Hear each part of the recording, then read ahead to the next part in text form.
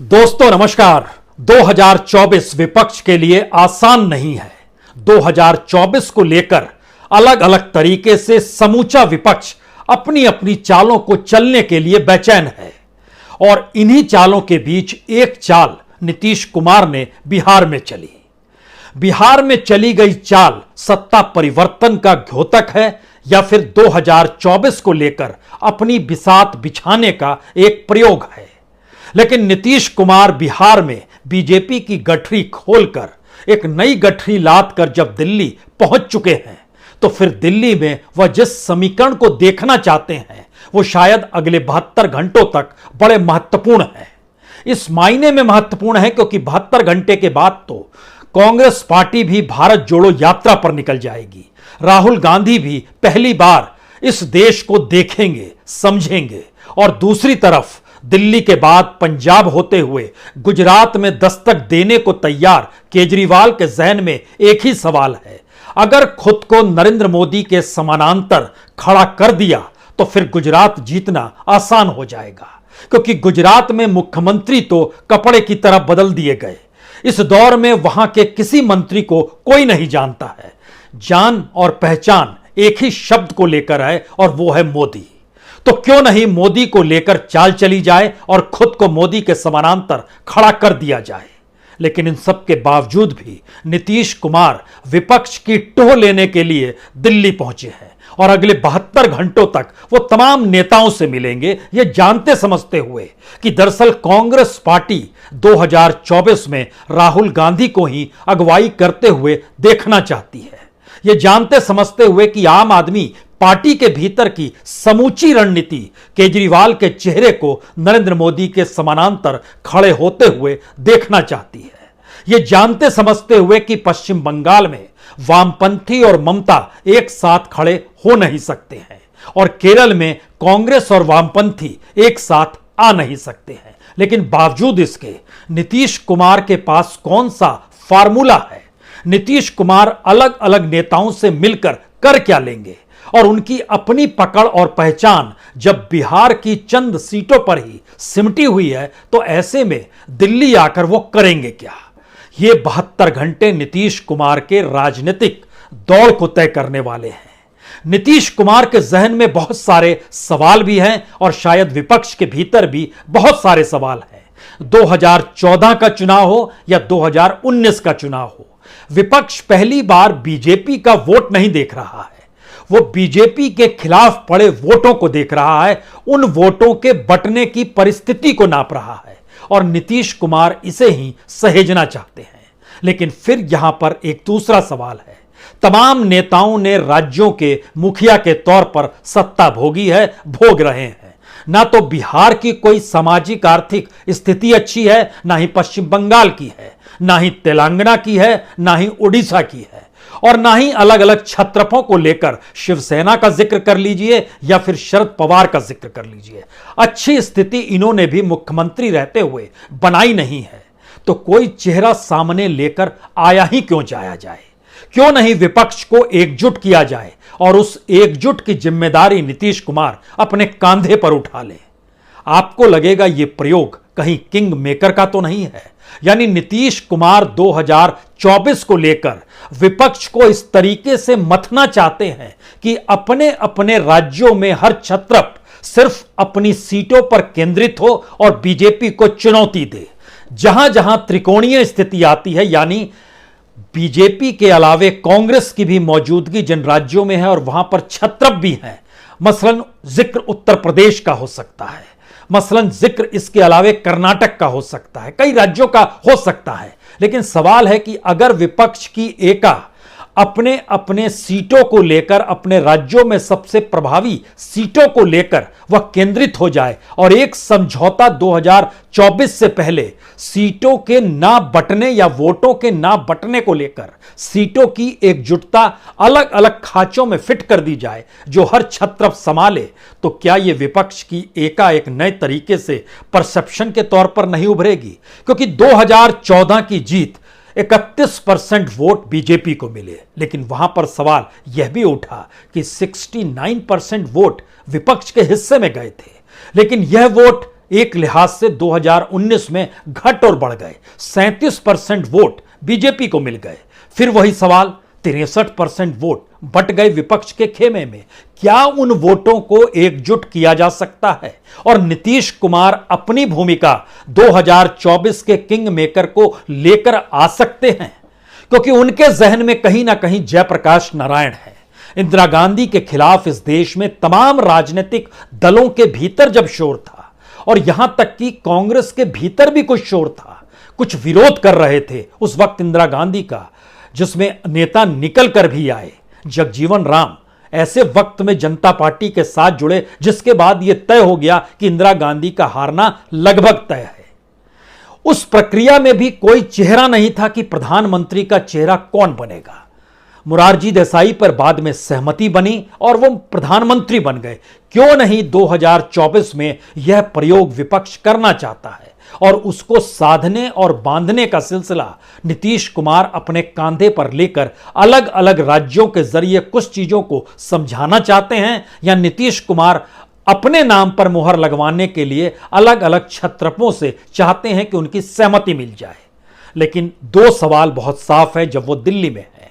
केजरीवाल किसी भी हालत में इस वक्त नरेंद्र मोदी के सामने चुनौती देते हुए जब खड़े हैं तो एक भी मैसेज वो अगले 72 घंटों में नहीं देंगे कि वह दरअसल नीतीश कुमार को प्रधानमंत्री पद का उम्मीदवार मानते हैं। यानी आम आदमी पार्टी कोई मैसेज अगले 72 घंटों में नहीं देगी। इन्हीं 72 घंटों का जिक्र कांग्रेस के साथ भी आप कर सकते हैं। कांग्रेस भी अपने तौर पर कभी भी किसी भी हालत में नीतीश कुमार के पीछे खड़े होने की स्थिति में नहीं आएगी, क्योंकि उसे लगने लगा है कि दरअसल जो लड़ाई कांग्रेस लड़ रही है और जो सवाल राहुल गांधी लगातार उठा रहे हैं, और जब पहली बार भारत जोड़ो यात्रा पर वो तमाम सिविल सोसाइटी और ऑर्गेनाइजेशन, चाहे जन आंदोलन से जुड़े हुए संगठन ही क्यों ना हो, सबको लेकर निकल रहे हैं, तो स्थिति आने वाले 3.5 महीनों के बाद कुछ और बन सकती है। यानी कांग्रेस अपने अनुकूल स्थिति देख रही है। लेकिन केजरीवाल और कांग्रेस में एक फर्क है। केजरीवाल को सिर्फ पाना है, गंवाना नहीं है। कांग्रेस को गंवाने से बचना है, वो छत्तीसगढ़ हो, वो राजस्थान हो, वहां पर उसकी सत्ता है। लेकिन यहां पर दूसरी तरफ केजरीवाल की पंजाब में चुनाव नहीं हो रहे। इसका मतलब है 2024 तक के सफर में समूचे विपक्ष को एकजुट करना शायद बहुत बड़ा सपना हो सकता है, लेकिन उस सपने को परसेप्शन में बदल देना, लोगों के बीच उस आंदोलन को खड़े कर देना जिस आंदोलन की शुरुआत अपने तौर पर भारत जोड़ो यात्रा से अगर कांग्रेस कर रही है और राजनीतिक प्रयोग से अगर आरजेडी और जेडीयू साथ आकर बिहार में कर चुकी है, और सीधे तौर पर जब लड़ाई होती है इसकी पहचान बंगाल और उत्तर प्रदेश में बीजेपी वर्सेस ममता और बीजेपी वर्सेस अखिलेश के जरिए देखी जा चुकी है, तो क्यों नहीं 2024 का राजनीतिक प्रयोग सीटों के समीकरण को लेकर पहले से विपक्ष तय कर ले। एक असंभव सी परिस्थिति हो सकता है ये लग रही हो, लेकिन खुद किंग मेकर बने या किंग बन जाए, यानी प्रधानमंत्री पद के उम्मीदवार बन जाए, इसका फैसला भी इन 72 घंटों के भीतर नीतीश कुमार को जवाब के तौर पर तो मिल जाएगा। हालांकि मशक्कत अभी बड़ी लंबी करनी है। सवाल बहुत साफ है। अगर केजरीवाल खुद को दिल्ली की 7 सीटों पर और पंजाब की 13 सीटों पर कंसंट्रेट कर ले, यानी 20 सीटों पर, इसके दाएं बाएं वो नहीं देखे, ममता बनर्जी बंगाल और असम यहां की सीटों पर खुद को अगर कंसंट्रेट कर ले, दूसरे राज्यों में ना देखे, इसके अलावे शिवसेना और शरद पवार महाराष्ट्र को बांटते हुए अपनी अपनी सीटों को सिर्फ निर्धारित करें जिससे सीटें ओवरलैप ना करें। हालांकि कांग्रेस का जिक्र होगा, इसके बाद होगा। इसी तरीके से स्टालिन तमिलनाडु के भीतर कितनी सीटों पर कंसंट्रेट करें, 24 सीटों पर वो लगातार अपने प्रयोग, राजनीतिक प्रयोग के जरिए चाहते हैं कि वो 24 सीटों पर जीतें, टारगेट वो लेकर चल रहे हैं, तो वह सिर्फ वहीं कंसंट्रेट करें। इसी तरीके से बिहार में जेडीयू और आरजेडी मिलकर इन चीजों को डेवलप करेंगे। झारखंड मुक्ति मोर्चा झारखंड में चीजों को डेवलप करे, चंद्रशेखर राव तेलंगाना की सीटों पर यह चीजों को डेवलप करना शुरू करे, चंद्रबाबू नायडू अगर वहां पर वाईएसआर कांग्रेस के साथ कोई संबंध और कोई संपर्क नहीं होता है विपक्ष का, तो चंद्रबाबू नायडू अपने आप को 25 सीटों पर कंसंट्रेट करें। इसी तरीके से तेलंगाना में अपने तौर पर कंसंट्रेट करने की स्थिति में चंद्रशेखर राव आ जाए। यानी ध्यान दीजिए, जिन सीटों पर जिन पॉलिटिकल पार्टी का प्रभाव है, अगर वो अपने आप को विपक्ष के तौर पर कंसंट्रेट कर लें, और उसमें जाहिर है छत्तीसगढ़ की 11 सीट, राजस्थान की 25 सीट, मध्य प्रदेश की 20 सीट और महाराष्ट्र की भी 20 सीट जो कांग्रेस कंसंट्रेट करे, इसमें एक फार्मूला ये है कि कांग्रेस पूरे तरीके से इस देश के 150 सीटों पर ही कंसंट्रेट करे, बाकी सीटें वो विपक्ष के हवाले करे और विपक्ष उन सीटों के आश्रय अलग अलग छत्रपों के कांधे पर उन सीटों को रख दे कि आपको इन जगहों पर कंसंट्रेट होकर बीजेपी के खिलाफ लड़ना है। क्योंकि इस देश के भीतर में जनता का मैसेज बहुत साफ है। जनता कहती है कि एक तरफ बीजेपी है, दूसरे तरफ कौन है बताओ, एक तरफ नरेंद्र मोदी है, दूसरी तरफ कौन है बताओ। तो नरेंद्र मोदी को चैलेंज करने के बदले बीजेपी को चैलेंज करना आसान है। किसी एक चेहरे पर सहमति बनाने से ज्यादा विपक्ष की एकजुटता पर सहमति बनाना आसान है। क्या उस दिशा में संभव है, काम हो सकता है? और क्या जिस तरीके से जेपी उस वक्त चाहते तो कुछ भी पद पा सकते थे, लेकिन वो पद की लड़ाई नहीं थी, वह सत्ता परिवर्तन की लड़ाई थी। नीतीश कुमार चाहते हैं 2024 की लड़ाई सत्ता परिवर्तन के नारे के साथ बढ़ जाए। यानी अलग अलग जगहों पर अलग अलग छत्रप जो प्रधानमंत्री बनने के लिए बेचैन हैं, वो पहले 2024 का चुनाव लड़ें और उसके बाद जो परिणाम आएगा उसके अनुसार चीजें तय हो। इस फार्मूले के तहत क्या विपक्ष को एकजुट किया जा सकता है? यह एक राजनीतिक सवाल है और इसके ठीक समानांतर एक दूसरा सवाल जो कांग्रेस के भीतर भी लगातार आहट ले रहा है और नीतीश कुमार भी इसे बाखूबी समझ रहे हैं, वो है इस देश के भीतर में पॉलिटिकल फंडिंग और कॉरपोरेट के सहयोग का जिक्र। कॉरपोरेट तब तक सहयोग करने नहीं आएगा जब कॉरपोरेट को यह उम्मीद ना बंध जाए कि दरअसल अगर हम जिसे पॉलिटिकल फंडिंग कर रहे हैं वो राजनीतिक सत्ता में कम से कम चैलेंज देने के लिए तो सामने आ रहा है। अन्यथा कांग्रेस की स्थिति 44 सीट और 52 सीट 2014 और 2019 में कैसे सहयोग दे सकते हैं, और बाकी क्षेत्रीय दलों की स्थिति लोकसभा चुनाव में वह तो कोई मायने ही नहीं रखती है। क्योंकि अगर वोटों के लिहाज से भी देखिए तो 2019 में यानी पिछले चुनाव में लगभग 22 करोड़ 90 लाख वोट बीजेपी को मिले, कांग्रेस को जो वोट मिले वो 11 करोड़ 94 लाख मिले। और समूचा विपक्ष जिसे एकजुट करने के लिए नीतीश कुमार अब एक लिहाज से आगे बढ़ चुके हैं और दिल्ली आ चुके हैं, विपक्ष से मिलेंगे। उसमें केजरीवाल और सिर्फ राहुल गांधी नहीं है, उसमें सीताराम येचुरी भी हैं, उसमें अखिलेश यादव भी हैं, उसमें डी राजा भी हैं, उसमें चौटाला भी हैं, उसमें दूसरे छत्रपों को भी दिल्ली आकर मुलाकात के सिलसिले को आगे बढ़ाने की परिस्थिति में शरद पवार से भी मुलाकात है और फिर आने वाले वक्त में उद्धव ठाकरे से भी मुलाकात। यह एक पूरी की पूरी सिलसिले को बांधने की तस्वीर है। लेकिन सवाल है कि इस पूरे विपक्ष के पास भी कांग्रेस के बराबर वोट भी नहीं है जो 2019 को आकलन करता है। 2014 का भी आकलन कीजिए तो 2014 में भी बीजेपी को लगभग 17 करोड़ वोट मिले थे और कांग्रेस को उस वक्त भी लगभग 10 करोड़ 59 लाख वोट मिले थे। कांग्रेस के वोट 10 करोड़ 59 लाख से बढ़कर 11 करोड़ 94 लाख होते हैं और बीजेपी के वोट 17 करोड़ से बढ़कर लगभग 23 करोड़ तक पहुंच जाते हैं। और विपक्ष और ज्यादा वोट के तौर पर सिमटता है क्योंकि 31 से 37% तक वोट बीजेपी का हो जाता है और कांग्रेस का जो वोट है वो लगभग 19.5% के इर्द गिर्द दोनों वक्त रहता है। यहां पर सबसे बड़ा सवाल जो इसी तौर पर उभरा है, क्या यह संभव है कि जो वोट बंटते हैं उन वोटों को ना बंटने देते हुए विपक्ष एक रणनीति के तहत सीटों के समीकरण पर सहमति बना ले और छत्रपों की मौजूदगी उनके अपने राज्य और प्रभावित सीटों पर वह केंद्रित हो जाएं और इस बार अपने राजनीतिक विस्तार को छोड़कर बीजेपी को परास्त करने के लिए निकल पड़े? क्या इतनी बड़ी भूमिका में विपक्ष को लाया जा सकता है या नीतीश कुमार ला सकते हैं? यह भी शायद एक असंभव सा सवाल है क्योंकि अलग अलग राज्यों में जब आप देखेंगे तो कर्नाटक की 28 सीट, वहां पर आप कहेंगे जेडीएस क्या चाहती है और कांग्रेस किन सीटों पर लड़ेगी अगर सामने बीजेपी है भी तो।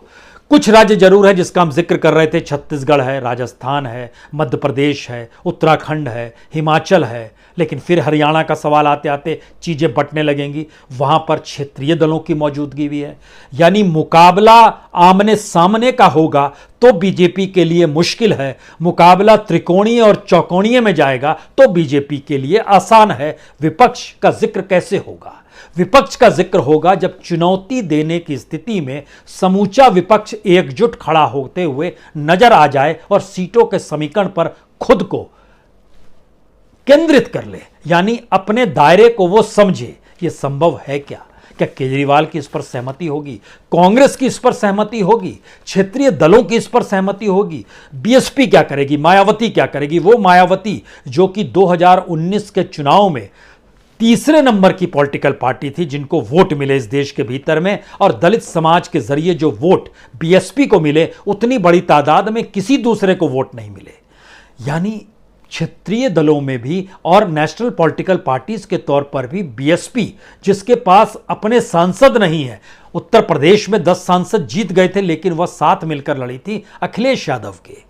आज की परिस्थिति में उन्हें एक भी सीट मिल पाएगी लोकसभा की, यह भी शायद बड़ा मुश्किल सवाल है। लेकिन अगर वह बीजेपी के साथ खड़ी हो जाती हैं तो उनको सांसद चुने जाएंगे, यह एक दूसरा सच है। लेकिन एक तीसरा सच भी है जिस एकजुटता का जिक्र हो रहा है, और जब मायावती सरीकी 10 सांसदों को जिता सकती है उत्तर प्रदेश के भीतर में बीजेपी और मोदी की हवा के बावजूद, तो क्यों नहीं राजनीतिक तौर पर विपक्ष गठबंधन पहली बार बिना चेहरे के, और नीतीश कुमार जिस धागे से सबको बांधना चाहते हैं वह उसमें अपनी भूमिका राजनीतिक परिवर्तन की दिशा में किंग मेकर के तौर पर खुद को प्रस्तुत कर दें, क्योंकि इस देश के भीतर परसेप्शन की लड़ाई सबसे बड़ी हो चली है।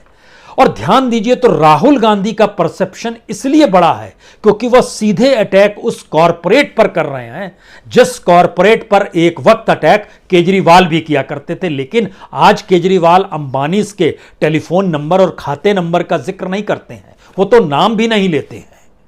और जब नाम नहीं लेते हैं तो इसका मतलब है कि जब नाम ले रहे थे और जिस वक्त खाता नंबर बताना चाहते थे उस वक्त दिल्ली के चुनाव में उन्होंने कदम रखा था, राजनीतिक सफलता मिली। मैसेज दो ही निकल कर आते हैं, अगर आप मौजूदा सिस्टम के पूरे तरीके से खिलाफ हो जाएं और जो सिस्टम को चला रहा है उसकी तमाम कमजोरियों को पकड़ते हुए उसे सार्वजनिक तौर पर उभारने लगेंगे, तो पहला मैसेज यह है कि जनता उस सत्ता के समानांतर आपको देखने लगेगी। केजरीवाल फिर से उसी रास्ते पर हैं, राहुल गांधी उसके एक रास्ते पर आगे हैं, क्योंकि उनके पास अपना कोई मॉडल नहीं है अपने राज्यों में। केजरीवाल के पास स्कूल और हेल्थ का मॉडल है, लेकिन कांग्रेस अपनी विचारधारा का जिक्र करती है और कांग्रेस उस लड़ाई को 2024 में ले जाना चाहती है जहां पर इस देश के संघीय ढांचे का जिक्र हो, कॉन्स्टिट्यूशन का जिक्र हो, डेमोक्रेसी का जिक्र हो। और इस देश के भीतर में ये तीनों चीजें अगर लापता और गायब राजनीतिक तौर पर की जा रही है तो फिर कांग्रेस ही इसे संभाल सकती है और इसे इस देश में फिर से उस जमी पर खड़ा कर सकती है जिस जमी को बीते 70 बरस में इस देश ने देखा है। केजरीवाल अपने राज्यों के मॉडल के आसरे प्रधानमंत्री मोदी को चुनौती दे रहे हैं और वो कह रहे हैं कि यही वो मॉडल है जिसके आसरे इस देश में एक बड़ा वोट बैंक उनके साथ खड़ा हो जाएगा। ध्यान दीजिए, विपक्ष अपनी अपनी राजनीति के दायरे में न सिर्फ बटा हुआ है बल्कि दूसरे की राजनीति पर भी वह सेंध लगाने पर उतारू है, और दूसरे का मतलब भी विपक्ष है। ना ममता बनर्जी केजरीवाल के पीछे खड़ी हो सकती है, ना केजरीवाल ममता बनर्जी के पीछे खड़े हो सकते हैं, ना शरद पवार केजरीवाल के पीछे आ सकते हैं, ना ममता के पीछे आ सकते हैं, ना ये दोनों शरद पवार के पीछे आ सकते हैं। छत्रपों की इस पूरी फौज में आप कोई गुलदस्ता बनाने की कोशिश करें तो मुश्किल होगी। ऐसे वक्त में जब आप खुद को भी दावेदार बना दें तो क्या नीतीश कुमार अगले 72 घंटों में मैसेज दिल्ली में रहकर समूचे विपक्ष को यही देना चाहते हैं कि वह प्रधानमंत्री की दौड़ में नहीं है, वह परिवर्तन की चाहत के साथ इस दौड़ में निकल पड़े हैं। इसीलिए उन्होंने बीजेपी की सत्ता को बिहार में पलट दिया, जिस राजनीतिक सत्ता को पलटने की ताकत इस देश के किसी राज्य में नहीं थी। हर किसी को खौफ ईडी और सीबीआई का था। तो क्या यह एक राजनीतिक दांव बड़ा नीतीश कुमार खेलकर दिल्ली पहुंचे हैं? क्योंकि इस दायरे के भीतर में 2 सवाल या कहें 3 सवाल सबसे बड़े हैं। क्या कोई भारत का विजन जो एक मॉडल के साथ, जैसे केजरीवाल मॉडल दिखाते हैं, उसको एक्सेप्ट करेगा 2024 में, या जिस मॉडल को उसके पैरेलल में लगातार नरेंद्र मोदी इस देश को बता रहे हैं, उसमें राष्ट्रवाद का मॉडल भी है और उसमें उनकी द्वारा शुरू की गई योजनाओं का मॉडल भी है, उससे ध्वस्त कर देंगे। दूसरा मॉडल है, क्या ये कॉरपोरेट का जो प्रेम है और कॉरपोरेट को कौड़ियों के मोल जो देश की संपत्ति को सौंपना है, उसको कहीं हथियार बनाया जा सकता है 2024 में, या कॉरपोरेट के आश्रय ही देश की इकोनॉमी चल सकती है और उसी इकोनॉमी से निकले हुआ पैसा अनाज में तब्दील करके 5 किलो अनाज हम देते हैं। फिर ये दोनों परिस्थिति आमने सामने खड़ी होती है। और तीसरी परिस्थिति है, क्या वाकई डेमोक्रेसी, कॉन्स्टिट्यूशन, फेडरल स्ट्रक्चर, इन बातों का जिक्र करते हुए विपक्ष खड़ा हो और दूसरी तरफ मोदी राष्ट्रवाद का जिक्र करें, नेशनलिज्म का जिक्र करें। और आखिरी सवाल जो निकल कर आता है कि क्या इस देश के भीतर में हिंदुत्व के चोगे को ओढ़कर बीजेपी वोटों के ध्रुवीकरण की दिशा में बढ़ जाएगी, जहां पर उसका साथ हर संवैधानिक संस्थाओं से भी मिलेगा और मीडिया से भी मिलेगा और समाज का ध्रुवीकरण हो जाएगा एक शार्प तरीके से? यह संभव नहीं है, क्योंकि यह प्रयोग तो 1992 में बाबरी मस्जिद ढहाने के बाद भारत के भीतर फेल हुआ। सिर्फ आपको हिंदुत्व के आश्रय वोट के मिलकर आप सत्ता में नहीं आ सकते, यह मैसेज क्लियर है। फिर यहां पर सवाल है कि क्या नया प्रयोग दूसरी तरफ विपक्ष के काउंटर में प्रयोग करने के लिए योगी और मोदी का एक साथ डेवलपमेंट, नेशनलिज्म, हिंदुत्व, इन सब के आश्रय सत्ता खेलने लगेगी खेल और फिर विपक्ष बिखर जाएगा। नीतीश कुमार इसी लकीर को मिटाते हुए एक नई लकीर बड़ी खींचना चाहते हैं। परसेप्शन के तौर पर समूचा विपक्ष एक साथ खड़ा है, क्योंकि इस देश के कॉन्स्टिट्यूशन, इस देश की डेमोक्रेसी, इस देश के इंस्टीट्यूशंस, इस देश के भीतर की आज़ादी को महसूस करने की स्थिति और फेडरल स्ट्रक्चर के साथ साथ अगर बेरोजगारी और महंगाई को भी जोड़ दीजिए तो हर जगह चीज़ें ध्वस्त हुई हैं। उस चीज़ों को फिर से गढ़ने की ज़रूरत है। नीतीश कुमार सोच रहे हैं इसके ज़रिए चीज़ों को बांधा जा सकता है और वो खुद को प्रधानमंत्री के तौर पर ना पेश करते हुए ये मैसेज कन्वे करें कि दरअसल परिवर्तन होगा तो उसके बाद चीज़ें देखी जाएगी। परिवर्तन पॉलिटिकल पार्टीज को नहीं, जनता को करना है। और जनता के जहन में जब तक परिवर्तन की आवाज नहीं गूंजेगी तब तक मौजूदा राजनीतिक सत्ता को आप डिगा नहीं सकते हैं। तो अगले 72 घंटे नीतीश कुमार किंग मेकर होंगे या फिर प्रधानमंत्री पद के दावेदार के तौर पर ही खुद को प्रस्तुत करेंगे? इंतजार करते हैं। बहुत बहुत शुक्रिया और इसका फैसला 72 घंटों में हो जाएगा। बहुत बहुत शुक्रिया दोस्तों। अगर आप ये वीडियो हमारे फेसबुक पेज पर देख रहे हैं तो यहाँ क्लिक करके फॉलो करें और साथ में इस बेल आइकन पर भी क्लिक करें। अगर दोस्तों आप ये हमारी वीडियो यूट्यूब चैनल पर देख रहे हैं तो कृपया करके इस लाल बटन पर क्लिक करके सब्सक्राइब करें और साथ में इस बेल आइकन पर भी क्लिक करें।